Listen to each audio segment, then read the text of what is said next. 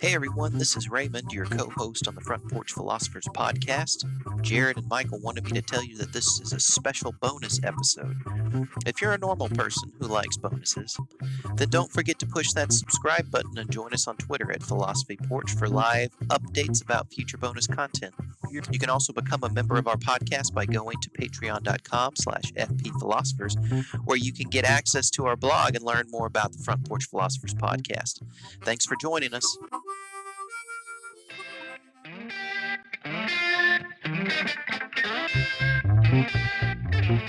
Welcome back to the Front Porch Philosophers podcast. I am your host, Thomas Jared Farmer, joined as always by my co-host, Michael Granato. Hello. And Raymond Perrier. How's it going? All right, today we have a special episode. There is going to be a debate, a bonus episode. There's going to be a debate in the coming days between two well-known public intellectual figures. One is a gentleman by the name of Jordan Peterson, and the other is another person named Slavoj Žižek. And we wanted to have a pre-debate discussion about who these guys are, what is likely to be the outcome of their debate. And then, of course, we'll come back together and have a discussion, a post-debate about what they actually talked about. Now, these guys are well known in their own domains. If you're unfamiliar with them, we'll tell you a little bit about who they are in just a moment.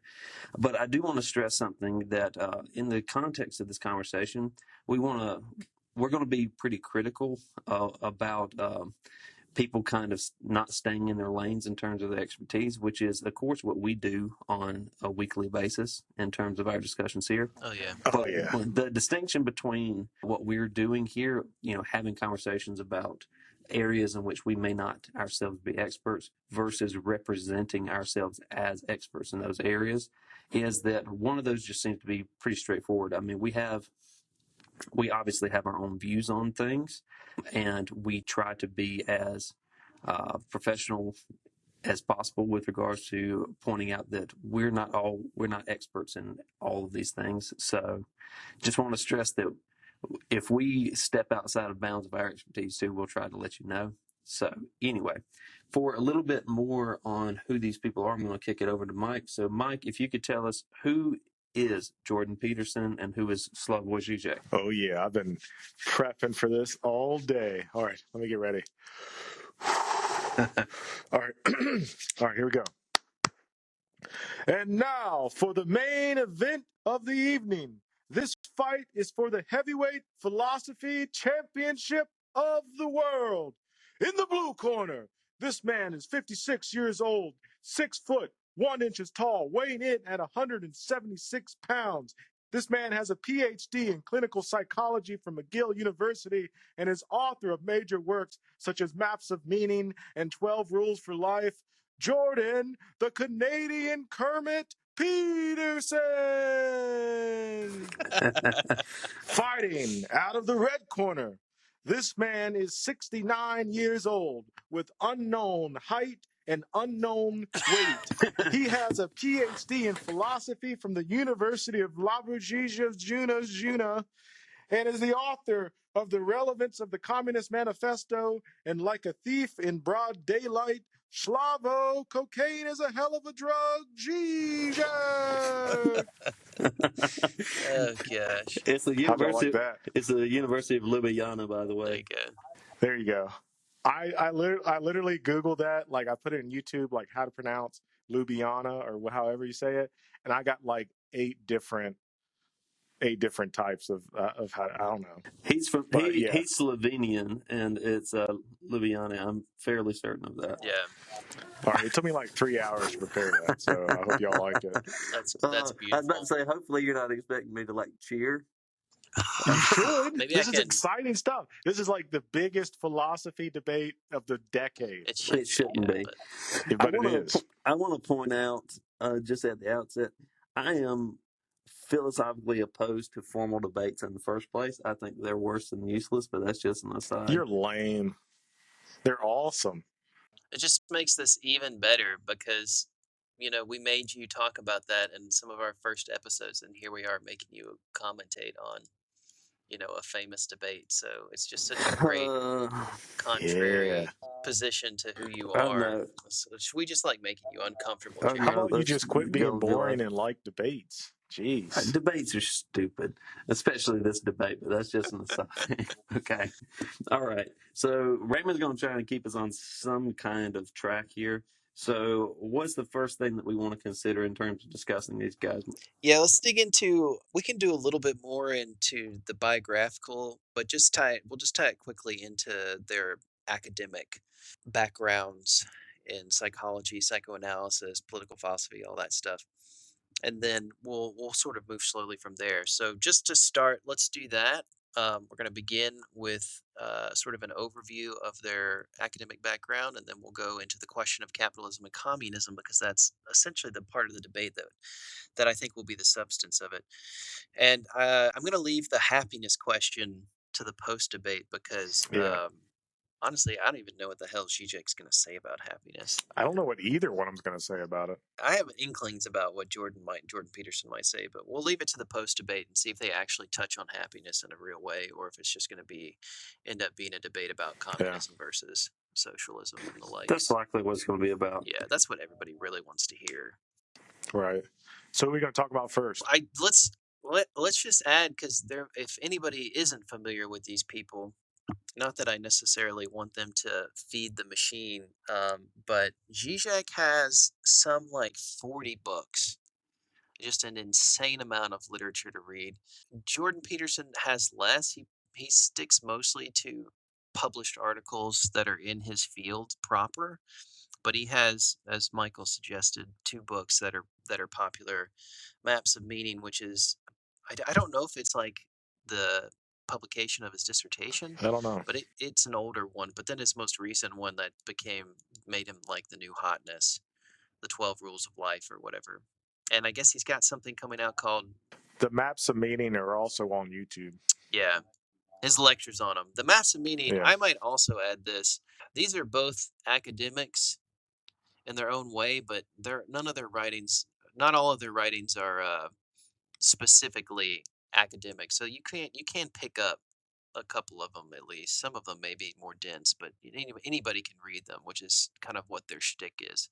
And then, of course, the easiest thing would be to just go onto YouTube, Right, or Google search podcast. Mm-hmm. Down the rabbit hole. Yeah, go down the rabbit hole that is that, which you may regret, but nevertheless, those are their options. So let's get into the psychoanalysis, because I think that's, or the academic background. What do we know about Žižek's academic background? Jared, do you want to pick that up? Yeah, I mean, Žižek's work is mostly centered around the thought of Hegel, for the most part, in terms of his philosophical discussion. But he's also a big-time follower of one of the main proponents of psychoanalysis in the 20th century, Jacques Lacan, who's a French psychoanalyst, probably the most influential French psychoanalyst of the 20th century. And this, I think, is going to be an important point of departure from Peterson, because both of them are interested in psychoanalysis. If you're unfamiliar with psychoanalysis, basically, psychoanalysis is an outgrowth of Freudian thought. Peterson and Žižek fall on 2 sides of an academic line. And as Jared said, Žižek is a Lacanian psychologist with a background in Hegel, and then, as we will see, communism, Marxism, really. And then on the other side of that, we have Peterson, who falls. And Michael, do you want to talk a little bit about just sort of a brief intro into his academic background? Yeah, Will, but real quick, Jared, tell us, like, if you could conceptualize Žižek's idea in like 2 sentences, what would it be? Distrust of authority and distrust of narrative. And so I think that what he's basically attempting to do is to integrate a kind of enlightened communism. What I mean by that is the grand narrative that's about communism, which is almost a religious idea in terms of 19th century thought. So you have kind of a utopian thinking about the ineluctable movement of history towards a perfected society. Žižek sees this as kind of a goal, which we will probably never attain, but it's something that we should be moving towards. And he wants to problematize certain kinds of narratives, and he does this through Lacanian psychoanalysis applied to kind of like cultural criticism. That's probably as short a summary of his thought as I can provide. I think that works. Yeah, the circles in which he moves are essentially like going back in, reflecting upon Hegel's influence on Marx, for example, and really just spending a lot of time thinking about Hegel and Schelling, and then certain appropriations of Hegelian thinking with respect to Christianity. That's good that you put it that way, because when I think about Peterson, first of all, I'd like to mention that both of these guys are popularizers of their respective, well, I wouldn't even say respective fields for Peterson, but like these are popular level thinkers. These are popular level writers. Žižek's probably less well known. He's probably more known amongst philosophical circles. Yeah. But Peterson, I see him as like a dual figure. Like I would divide his thought between his academic stuff and his public persona. His academic stuff, as I said in my awesome introduction, being focused on clinical psychology. He's really big into psychoanalysis, which we'll talk about later, Jungian psychoanalysis, analyzation of like myths, I don't know if that's the word, analyzing myths, and how these myths impact our day-to-day life. And he's written a book on that, Maps of Meaning. And within an academic regard, I would say that he's really interested in determining what it is that gives our life meaning, what it is that drives us, what gives us purpose, what gives us a reason to wake up in the morning, that sort of thing. Now, publicly, I think he's more known for his political stances. Coming out, he got famous from YouTube videos of him protesting use of transgender pronouns and arguing about freedom of speech on the college campus that he was teaching on, Toronto University, maybe. Yes. University of Toronto. Well, essentially he publicly misrepresented a law about misgendering people, and that gave him a platform which he's been seeking for a very long time. And so he's used this as a shibboleth, right, to divide people and to gain some notoriety for himself. But essentially, the argument about him being a advocate of free speech, I think, is really based on a canard, because he pretended as though, either willfully or otherwise, that a Canadian law, which he presented as an anti-free speech law, it was basically just adding transgender people to protected groups under law against hate speech, and he treated this as though it were this grand attempt to destroy free speech in this country, which incidentally, it had already been on the books a long time before he said anything about it in the first place. Yeah, they were adding it to I think it was the Constitution of Canada or something like that. They were making it essentially federal. Like that. They were essentially making it federal, but it had been the law of the land in the province in which he lived for something like 6 years before he even said anything about it. Yeah. So yes, but I make that decision because I want us to be clear that there's especially with Peterson, I don't know if there's that big of a distinction with Žižek, but especially with Peterson, there's a really big difference between his academic background and what he talks about, what he publishes research papers about, what he writes books about, and on the other hand, his public persona. Because another aspect of Peterson's public persona, probably the aspect that put him at odds with Žižek, is this idea that there's this that the universities and higher education, there's this cultural Marxism that's prevalent, or that there's this Marxist. He also uses the word postmodern Marxist. Postmodern Neo-Marxist is his. Postmodern Neo-Marxist. So, but that doesn't come out in his writing. Yeah. At least not that I've seen. Yeah. Because he'd be laughed out of the academy if it did. Well, so you have the academic Peterson, and then you have the public Peterson, and I'm not quite sure how they fit together, but they do fit together. Let's keep going and dive into the distinctions a little bit more now that we've kind of separated them out. So we noted that Peterson is Jungian. He's capitalist. We're going to put the political and the economic affiliations aside for a second, so we can talk about that in a minute. Let's talk about this idea of psychoanalysis, because we're throwing it around, and we've kind of given this idea of what Yeah. Žižek and Peterson, of what they represent. Peterson being really actually quite entrenched in doing academic work in a professional way. He still publishes a lot of peer-reviewed articles. He's very Right. current in that sense, but at the same time putting out, a self-help book, inspirational piece, the 12 rules for life kind of stuff. And he's done just a lot of things. One of the more popular series I think he's done is the psychoanalysis of biblical literature. Mm-hmm. And then, of course, Žižek would never call himself a professor, would probably cringe at the thought of calling himself a psychologist or, any academic in any normal traditional way, and is basically coming at psychoanalysis after doing political philosophy, and is sort of made, I would honestly, in all honesty, he's probably the most famous example, if not the first person to really start applying psychoanalysis and the principles therein to political philosophy and economics more like thoroughly. Mm-hmm. We can talk about that a little if it's pertinent, but let's unpack what this idea of psychoanalysis is, because we keep throwing it around, and I think people are probably curious as to what it means and how it's different from psychotherapy, psychology proper, that kind of stuff. So Yeah. who wants to take that on? You want to start that, Mike? Sure. Yeah, let me just start off with a little historical tidbit, and then I'll toss it to Jared because I know he's itching at the bit to talk about this. I would just say that, Take another swig, Jared.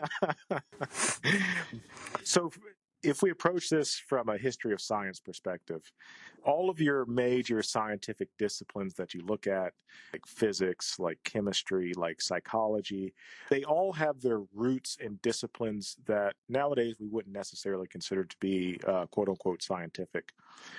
So physics, for example, is historically speaking, if you look back in the classical medieval era, no matter what geographical location you're looking at, whether it's Europe, whether it's China, India, Africa, take your pick, physics was directly linked. Astronomy was directly linked to astrology. So you have all of these pseudo-religious ideas tied in with a mathematical understanding of the movement of the stars. For example, chemistry historically arises from alchemy, from European alchemy, the study of substances, so on and so forth. A similar thing happens with psychology. Now, psychology is a relatively new discipline. I would say it has its roots late 19th century, really comes into its own 20th century, but psychology has its roots in psychoanalysis. So in the 19th century, post-Darwin, post theory of evolution, post boom of biology, you have this idea that, okay, well, let's study the human mind scientifically. Let's figure out what goes into our thought processes. Let's figure out what makes our minds tick, what makes the brain tick. So you have really early pioneers of the field, people like Freud, people like Jung, who start to really try to conceptualize the idea of like what consciousness is, how does consciousness work, do unconscious factors have an impact on our behavior, and what they're really interested in, people who have psychotic disorders, what today we would classify as psychotic disorders, what Freud would call like hysteria and things like that. This was always an interest of people, but Freud was really the first person to create a systematic theory of what was going on. All right, I'll turn it over to Jared. Okay, yeah, I think I can piggyback off of that. So with Freud, the really revolutionary thing is, so if you go back to definitions about what makes human beings a human being, you have a classical idea like the Aristotelian notion that man is a rational animal. So the two factors in that are our animality, but then also our rationality. Not that human beings always act rationally, but he thought that the defining feature of what it meant to be human was this higher order capacity for reason. And if you look back through discussions of what we would now call the philosophy of mind, going back through Descartes and various people in the Enlightenment, they have a high view of human rationality and our ability to make decisions disinterestedly. The revolutionary thing about Freud was this introduction of an idea of an unconscious, that in point of fact, most of our decisions are not rational decisions, but are instead made by unconscious drives, Let me which are not interject present something to really quick. Yeah. And the reason why that shift happened, I would argue, just because I love the guy, is because of Darwin. Took humanity down a peg. Human beings don't contain some sort of special sense of rationality. Human beings are animals just like every other animal, and therefore human rationality has its roots in sort of the animalistic brain. Go ahead. Yeah. So, I mean, obviously, and I think, frankly, I mean, you may agree with this, may not. I think that in terms of the popular imagination, I mean, Darwin should get the credit, but I think in the 19th century, I think Herbert Spencer's views on things is what kind of was the popularization of Darwinism was really the popularization of social Darwinism. Anyway, so what's revolutionary about Freud is this introduction of the idea of an unconscious, and I think that idea takes on a lot of different speculations about how this works. Now, what has remained throughout clinical psychology, going back to Freud, is this idea of an unconscious. But Freud's notions about the unconscious were very speculative. And then, depending on which follower you're talking about, they took his speculations in different directions. So, Freud thought that essentially we as a society have to learn how to repress some of our latent desires, wants, and wishes because they're antisocial, right? So you can't live in society and fulfill all of your unmitigated wants and wills towards power and desire. So that means that we start to police our own behavior. And sometimes if we have to repress certain behaviors, then those desires don't go away. Instead, they come out in terms of neuroses, right? So if you have a really repressed sexual desire, for example, then that may manifest itself in other domains and in other behaviors. And in traditional, it doesn't help that Freud formulated a lot of his ideas by observing, the mentally ill and people in penitentiaries. Well, and also to add to that, he would look at women whom in the 19th century didn't have it all that great, and a lot of whom were like losing their fucking minds because society was intensely repressive. Yeah. And their husbands would be like, oh, well, she's having hysteria. Freud, take a look at her. Yeah. Sidebar. Well, the second a woman loses her cool, then everybody's like, oh, there's some mental disease happening here. The second a man loses his cool, they're just like, calm down, dude, quit being so angry. Right. That's basically how it happened. To sum it up. That's the history of it all. But sum it up. Well, yeah. I don't know if Sigmund Freud or if it was his daughter that first proposed the idea of sublimation. It's the idea that basically what you can do with these repressed desires is one of two things. It can either manifest itself in certain kinds of neuroses, or it can come out in so-called sublimation, which is you can take the energy from repressed desires and then you can make it constructive. And so initially the idea behind psychoanalysis was directing people's drives. So you can't get rid of these energies, these drives that we all have, but you can direct them away from negative antisocial behavior towards constructive behavior, towards sublimation. And so this was the so-called talking cure, right? So this is the analysan's, couch, right, where you talk. You discover, you uncover what the problem is so that you can direct energies elsewhere to more healthy behavior. I was going to say that image you see in Hollywood movies all the time where it's a person laying on a couch talking and a guy or, a gal writing down comments. That's where it comes from, psychoanalysis. Yeah, this is also the origins of modern psychotherapy. So if you've been required to go see a therapist for the past couple of years for mental health reasons, it doesn't quite work out like that, but this is where it has its roots. Well, let's talk about then, though. Let's not about your therapy, Mike. We I don't want to get locked up again. Yeah, oh my gosh. Well, I do want to mention something. I do want to mention something about the distinction between what Jung did and what Lacan did with Freud's basic insights. because I feel like this is an important distinction between the two figures that we're interested in. So both of these guys were students in some respect of Freud, right? Like, I don't think that Lacan was a direct student of Freud, but he certainly learned from Freud. Jung was Freud's protege for a number of years before they had a falling out over some really good stuff. So what Jung basically... Oh, no, that's the juicy stuff.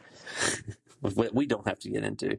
No. Jung and Peterson. Yeah. Let's keep this Peterson connection is so a people huge get lost Jungian. track of. Lacan and Žižek, Jung, and Peterson's a Jungian. So what Jung did was basically, he thought that, well, I should back up and say that Freud talked about the individual, right? So you have these certain behaviors which are ingrained in you because of all of these experiences that you've had as an individual, right?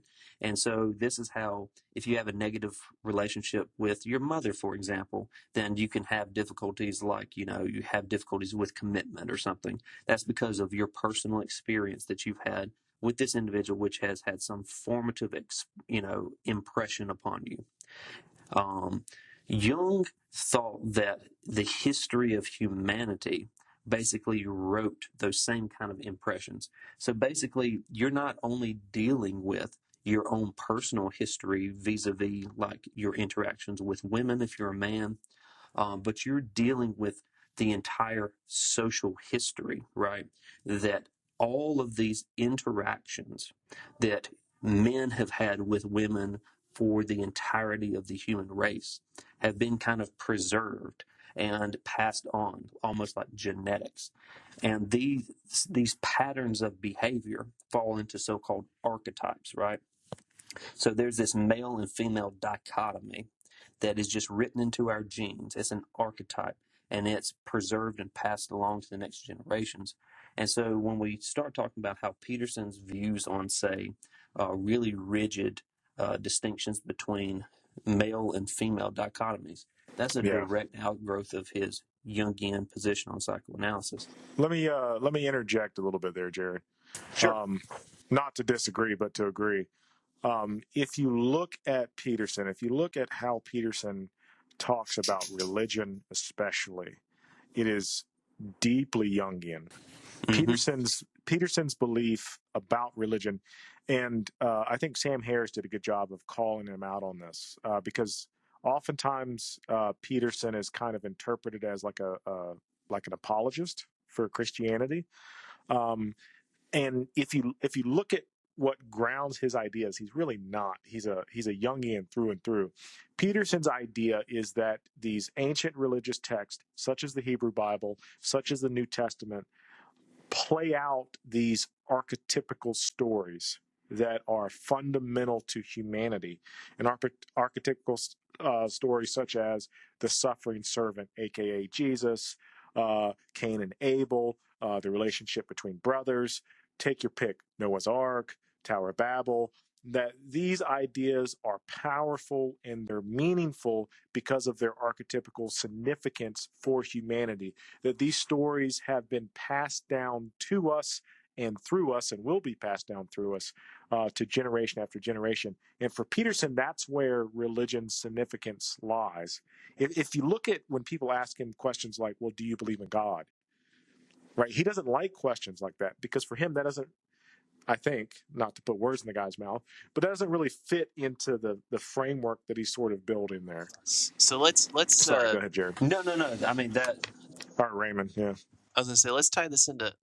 We've talked a good bit about the psychoanalytic roots and thinking of Peterson. Let's go ahead and talk about Žižek and then address how psychoanalysis fits into today. So let's transition. Go ahead, Jared. I think this is a good place. Yeah, I think this is a good place in terms of to make this distinction. So, given what we've just said about Peterson's approach, you can see how he would be interested in writing something like a self-help book, because what he wants to point out is there's kind of timeless, age-old wisdom that we all can tap into in order to find guidance for our own life. Žižek has the exact opposite view on things. if you see him you can find Žižek criticizing the very idea of, say, like wisdom, for example. The reason why is because it falls into, and this is probably going to sound a little bit like Karl Popper's critique of Freud, which is that it's That non-falsifiable. is his critique of Freud. 100%. And it's a stab to the heart. Let's be as academics, you may not explain pretty brutal. non-falsifiable to our audience because it is a stab to the heart. Go ahead, Jared. Well, let me clarify that, and then I'll get back to the point, which was what Karl Popper's critique of Freud was essentially that it doesn't matter whether or not Freud gets a diagnosis wrong, because no amount of getting a diagnosis wrong could ever undermine the psychoanalytic approach, right? So, for example, if Freud were listening to a patient and the patient described all of these patterns of behavior that he's had, and Freud says, well, it must be your problem with your mother. That's the reason why you have these issues. If the patient were to say, no, well, actually, my relationship with my mother is the only good thing in my life, then he could just easily say, well, it must be your relationship with your father then, right? So it doesn't undermine the theory. In the same way in which if Einstein had said, I think that we will be able to observe light here at this point in the heavens, if the light's not there where he says it is, if his prediction is wrong, general relativity would have went into the dustbin of history, right? The point is, a non-falsifiable theory is not necessarily wrong. It just means that it's kind of worthless as a scientific approach, because science is all about the defensibility of a claim weighed against probabilities and observable empirical evidence. And psychoanalysis is much more about creating a narrative, right? A meaningful narrative. I see Mike just fidgeting. Well, a tiny caveat. Go ahead. There's a lot wrong with Popper's theory of falsification. For example, it's really hard to apply it to some area of physics.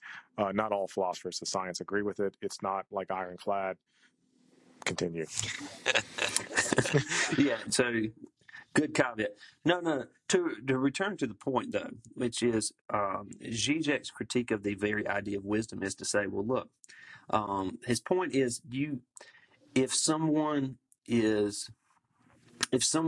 takes a great risk and they fail, then we have kind of a pithy story about, like, oh, he was like Icarus and he flew too close to the sun, right? He was hubristic. And that's the reason why he failed. But if someone takes a great risk and they succeed, then we have 1,000 other parables to describe them, right?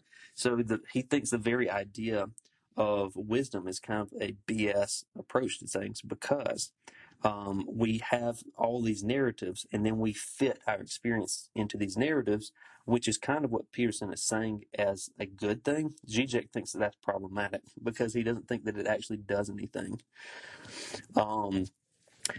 The distinction in terms of like Lacanian psychoanalysis, and again, I want to stress that this is not my area of expertise. So, but the thing about psychoanalysis in the Lacanian sense, as far as I understand it, is basically Lacan does much more in terms of language, right? So he's interested in how. So he proposed this thing called the mirror stage, right? So we are kind of this seamless consciousness, right? This boundless consciousness. And he thinks that when you're a small child and you look into the mirror for the first time and you realize kind of yourself, that you are the object that you're looking at, you objectify yourself. And that's kind of the moment of self-realization. But it's a dark realization because you're like this boundless entity that is constantly present to myself, is fixed within this very finite, limited creature. And as you go on in life, you realize that you are never fully present to others, right? That people see you in a very limited and finite sense, and that no one will ever know you in the way in which you know yourself. And you try to bridge this chasm through language. And so Lacan's psychoanalysis was much more concerned with the ways in which we utilize language in order to try to bridge this chasm between ourselves and others. And that's what Žižek is interested in. Our inability to ever fully convey meaning to other people. And you see how both of these things are psychoanalytic in nature, but they are radically different. Peterson thinks that they are fixed archetypes written into nature that we kind of conform to whether we want to or not. And then the best thing that we can do is to realize that we must conform to them in order to live a happier existence. Whereas Žižek thinks that there is no kind of final order or meaning written into the universe. We discover that meaning in terms of we create that meaning in terms of trying to bridge this chasm between ourselves and others. So while both of them have a, broadly speaking, psychoanalytic approach to things, they couldn't be further apart, I think, in terms of their general disposition vis-a-vis nature. So that's a that. good point. And I'll just add on to that a little bit that the Lacanian, the way that Lacan influences Žižek and the way that it fits into Žižek's overall thinking, explains so much the connection to Hegel as well, because of this idea of identifying your personality or your personhood through this relationship to other is essential in Hegel as well. The formation of the ego. It's dialectical. It's dialectical, exactly. Which Michael always hates and gets fidgety when we talk about, but we'll leave that aside. So we've Just gotten within history. yeah, yes, that's true. That is a subject for another. That would be a good cover for another episode. So we've gotten to the end of sort of the particulars of their psychoanalytic background. I want to briefly, right before we jump into how that fits into the question of communism versus capitalism, with what time we have left, I want to briefly ask, how does psychoanalysis fit into the academy today? And where does it fall? What is it? Yeah, I'll start. One interesting thing to note about psychoanalysis is that it is not just limited to psychology anymore. In fact, nowadays, the most likely place you are to see somebody doing a psychoanalysis of something would actually be in like literature departments or philosophy departments or English or whatever, in the humanities. That psychoanalysis kind of received I don't know when it happened or how it happened, but it went from being an idea about psychology to being a way in which we can analyze literary text, or even ways in which we can analyze history. Now, in modern history I have answers for that. Okay. In modern history departments, you're not going to see that anymore. But in modern English departments, you might. In modern theology departments, you might. I don't know. Go ahead, Jared. No, I was just saying, in terms of an evaluation of history, so like cultural studies, which is an even newer domain of thought than psychology, but it's something that you're starting to see now as an outgrowth of some of this. So Freud, the later Freud, was interested in kind of applying his theories not just to individuals but to society writ large, in which case the later Freud became very influential in the development of anthropology and sociology, especially sociology. So early sociology was influenced by things like society and its discontents, things like that. And then when you come to something like the Frankfurt School, right? So the Frankfurt School of Critical Theory, which is kind of the place where in cultural studies had its real origin, people like Theodor Adorno, Max Horkheimer, Walter Benjamin, and then more recently people like Jürgen Habermas. These are people that were interested in young Marx, so the Marx of, say, the Communist Manifesto before Das Kapital, and the late Freud, the sociological Freud. And in terms of literature studies, how this gets picked up in literature studies is through people like Jacques Lacan, and then later on through kind of the integration of thinking of people like Lacan with the work of people like Jacques Derrida. So Derrida, Lyotard, the other so-called postmodernists. And so whenever Peterson starts talking about postmodern neo-Marxists, what he has basically in mind is what's happening in cultural studies, which is influenced by people like the Frankfurt School. Now, if that's ringing bells for people, there's also a long-standing right-wing conspiracy theory about the Frankfurt School that basically they realized that communism wasn't going to work because society was primed to reject it, right? That society liked freedom too much or something. And so rather than trying to make the grand political and economic changes which were necessary to integrate to enact a communist society, that the Frankfurt School somehow decided that they needed to change culture. And so they do this through things like regendering people or, whatever. That this is all kind of a grand cabal of critical theorists and feminists to destroy Western civilization so that we can realize communism or something.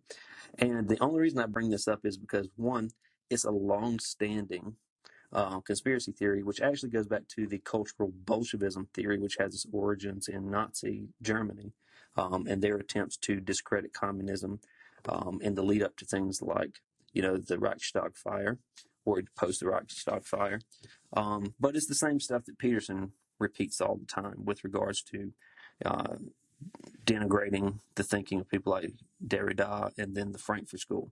And the reason why this is generally seen as anti-Semitic is because all the people in the Frankfurt School, Benjamin, Adorno, Horkheimer, etc., they were all Jewish. So let's since we've laid out the psychoanalysis, we formed the distinctions between at least with Žižek, his alliance and his understanding through Lacan and Hegel to Marxism, and Jared just briefly worked out how some of the cultural Marxist critiques, we'll kind of put this in context since that was brought up. Essentially, what Jared was getting at, and I'll let you explain it more, Jared, is that Jordan Peterson is following sort of a stereotypical narrative of how some people in our society have sort of framed communism and Marxism by taking on this thesis of cultural Marxism. And I'd like to get into that more specifically, but let's talk about how the archetypes that are essential to Peterson's sort of political philosophy fit into his understanding of capitalism. Jared, you want to take that? not really. Well, anyway. Do it. No, I think that Without roasting him too hard. see, I want to be as generous as possible. It might be better if Mike does it because I could take a stab. Well, I'll start and then I'll let Mike move in. So, well, actually, I'm just going to repeat what Mike told me in a previous conversation. And then I'll let him expound on it. So I'll give you the words from his mouth, and then he can go ahead and elaborate. So basically, the framework that Jordan Peterson is using when he talks about capitalism, JP reduced history to psychology, which is extremely reductionistic, and it excludes Yes. much more robust Yes. scientific approaches to history, which Yes. was your approach to capitalism. Yes. Okay, that rings a bell. One thing I do want to point out, I don't know if this really answers your question. I know that Peterson does it. I don't know if Žižek does it. But when talking about history too, so I do have a background in history. When analyzing history, no matter, pick your time period, pick your event, pick your person, for talking about World War II is something that Peterson likes to talk about a whole lot in the later half of the 20th century. To talk about what happened in the 20th century and to reduce it to psychological causes, it's not like a logical fallacy, but it's a sort of historical fallacy where you're greatly oversimplifying what happened and how it happened. And I hear people do this with Hitler, especially, all the time, and they want to talk about like what Hitler did in terms of some sort of like either psychological illness that he had or some sort of like motivation that he had. First of all, you can't you can't diagnose a historical figure. It just doesn't work. And you're really like telling us more about yourself than you are the historical figure when you try to do it.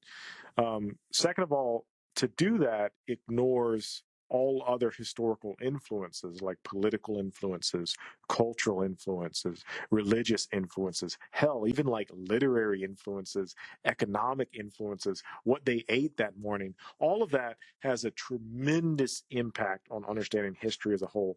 Now, with Peterson and capitalism, um, what you brought up is really interesting because there are certain moral assumptions built into capitalism by Adam Smith, that people just assume that capitalism is a good economic model. Smith believed that it was a good economic model.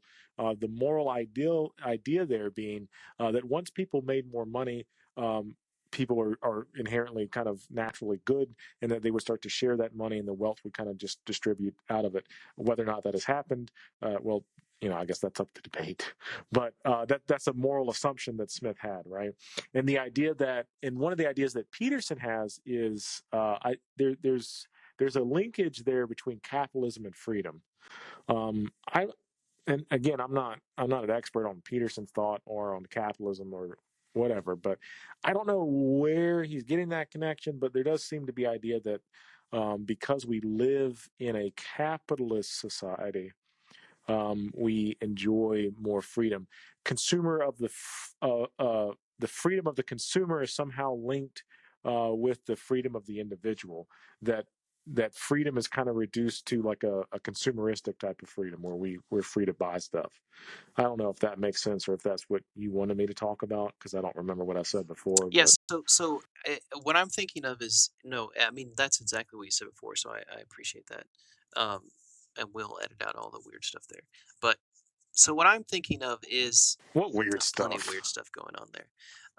Not from you, from me, of repeating what we said Okay. previously. So what I'm interested in is how so I think that Peterson's justification for supporting capitalism in large part follows through the uh, basically the evolution of history and this idea that things are working towards or have worked towards or sort of embody that capitalism itself is an embodiment of certain archetypes and that these archetypes fit within this fact. Oh So yeah. it's essentially allows people to embrace and sort of follow after these archetypes as opposed to other systems which I think he would argue Mm, suppress openly or sort of divisively suppress these archetypes in people. Like for mm, example, communism and the quote unquote cultural Marxism that Žižek will do, I think probably a fair job of defending. And that's kind of how I want to get because that's I think the assumption that he has, I don't think is of any great. I don't know. I don't think he has any grand scheme or understanding of the economy, the economic, sort of understanding of and the policies of capitalism. I think he sees capitalism yeah. as Right. an outgrowth of his political philosophy, and his political philosophy is an outgrowth of his understanding of Jungian psychology. That that which are these, like we were talking about, like Jared was talking about, these Mm, innate archetypes within humanity, and that certain political systems are going to suppress them or they're going to limit them because like a socialist or a communist perspective, just a simple glimpse of that economy would suggest that instead of allowing people to privatize wealth and to have control over the markets in a sense that would make them equitable and free, quote unquote, as the other side of this is the communist and the socialist picture that says we can't trust in the mass of individuals to basically be generous in their fortune or in their gratitude in a way that would allow for the equitability of wealth. We're seeing this today in countries all over the world of the great polarization of wealth in a lot of countries, including our own. And part of that is the free market, which allows people to accumulate without regard or without limit, which is at the expense of the rest of society.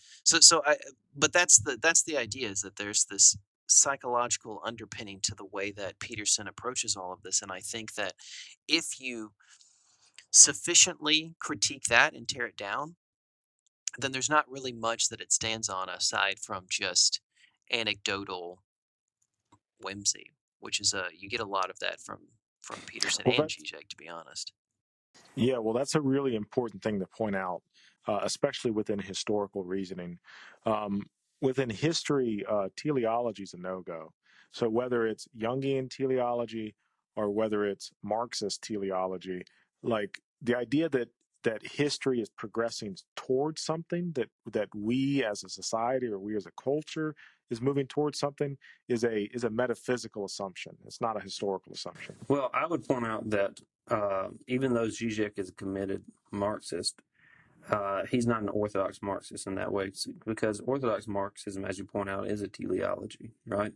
The idea is that there will be an end of history, which will be essentially the realization of the dreams of the proletariat. And so that's how he's reading back through Hegel. But Žižek is someone who is, and see, this is the reason why this dichotomy, right, that Peterson plays with, and then this discussion that he has about postmodern neo-Marxist, and is so kind of incoherent, because postmodernity, the defining feature of postmodernity, is a rejection of things like grand narratives and teleologies, right? It basically says that you can't hope or expect those things. Whereas communism, or at least orthodox Marxian communism, is this grand narrative. And so there's a disconnect there, right? They're not wholly incompatible the way that some people would, I guess, try to dismiss Peterson's views on, but there is an inconsistency there. You can't expect that someone like the groups in the Frankfurt School and the postmoderns, which are influenced by them, are trying to destroy Western civilization so that they can enact this grand narrative of communism. I mean, the thing that they're doing is undermining narratives, because narratives have kind of lost their weight for the modern critic, right? We are distrustful of narratives. That's what's problematic about today, perhaps, is that maybe we don't have enough narrative about what we're supposed to be doing. We're kind of lost in a funk of nihilism. Which is one of Peterson's points. It's one of his points, but what I'm saying is his remedy for this is more of the same. Right? Whereas the critique of someone like Žižek is, it's not enough to go back to a narrative which has fundamentally lost its meaning, right? These narratives lost their meaning because they ceased to be effectual. And so to just prescribe that we go back to them is kind of a non sequitur. It's the wrong place to go. And so, I mean, we could talk about how all of this was kind of presented back in the 19th century with a figure like Nietzsche, but we've more or less run out of time. So we're at about any time now. summarizing comments? I mean, I would just like to point out that we really didn't talk about Marxism or Žižek's understanding of Marxism probably at all. No, we spent a lot of time talking about Peterson, but we're going to do a second one of these episodes. And actually, we could probably do as many as we need in order to actually talk about the topic in it. We got enough time to do a second pre-debate episode too, so we might just do that next time. Talk more about Žižek. Yeah, because I find his Žižek's idolization of Stalin really, really problematic, and I'd like to get y'all's perspective on that. Oh yeah, I've got a lot that I could say about that, but yeah, for reasons of time, I don't think we can do it tonight. So yeah, and Lenin and Stalin, which is, I think that some of the Stalin stuff, both were terrible people. Yeah, I mean, some of the Stalin stuff is playful, but the Lenin stuff I think is legit, and there's reasons why he would idealize Leninism, which is a kind of a vanguardian. It's a vanguard, what Chomsky would call a right-wing aberration of traditional Marxism. But that's something we'd have to clarify at a later date. Yeah. All right. All right. Well, All right, so it's been fun. So until next time, yep. We'll peace. Keep it funky. catch y'all on the next episode.